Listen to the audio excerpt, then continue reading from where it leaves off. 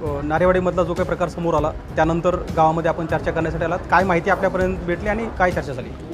कालची जी घटना सोशल मीडियावर व्हायरल झाली त्या संदर्भात आज आपण इथं मीटिंग घेण्यासाठी मुंडेवाडी येथे आलो। मुंडेवाडी ग्रामस्थांशी चर्चा केल्यानंतर त्यांच्यामध्ये जातीवाद असा कुठला प्रकार दिसूनच आला नाही। हे एक 99% एका समाजाचं गाव आहे आणि उर्वरित 1% जो इतर समाज आहे त्या समाजाचे सरपंच या गावचे ते 1% जे व्यक्ती आहे ते या गावचे सरपंच आहे। म्हणजे इथे सामाजिक जे काय म्हणतात त्याला भेद हा अजिबात नाही। फक्त एक त्यांचा एक काही नांदूर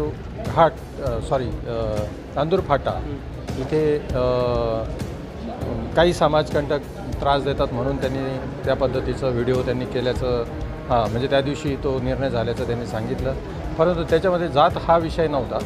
एक नांदूर फाट्यावर एक जाताना काळजी घ्यावी हा त्याचा मागचा उद्देश होता। तसं त्याच्यामध्ये स्पष्ट म्हणण्यात आलं की मराठा समाजातील व्यक्तीकडून कुणी खरेदी करू नये, खरेदी केली तर 5,000 रुपयाचा दंड। उत्साहाच्या भरामध्ये कोणतरी व्यक्ती बोलून गेला आहे, परंतु त्याला गावाचं अनुमोदन नाही आहे, गावकऱ्यांचं कुठलंही अनुमोदन नाही आहे, गावकरी ते फॉलो देखील करत नाही आहे।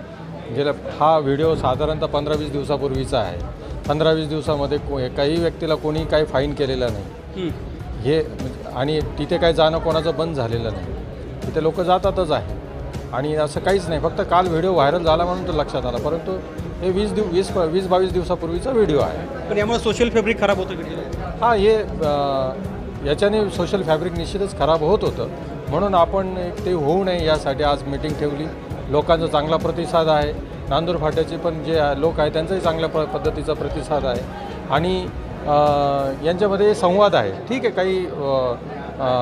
काही विशिष्ट म्हणजे दुकानदारांकडनं काही बाबी घडतात, तिथल्या लोकांकडनं काही बाबी घडतात, पण ते जात म्हणून होत नाही।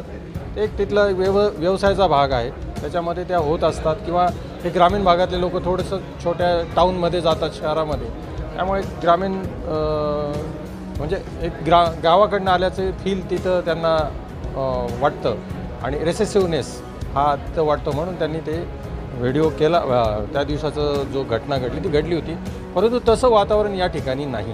पण सर याचा अर्थ काय की यामुळे सोशल फॅब्रिक खराब होणं हा वेगळा भाग आहे, पण 2 कम्युनिझममध्ये हा घडलेला प्रकार आहे, 2 कास्टमध्ये घडलेला प्रकार आहे, या संदर्भामध्ये कुठलं इन्व्हेस्टिगेशन होणार आहे अथवा व्हिडिओची चौकशी होणार आहे अथवा या संदर्भात कुठली काही कारवाई होणार? याच्यात गुन्हा दाखल केलेला आहे, कारण ही बाब गंभीर आहे।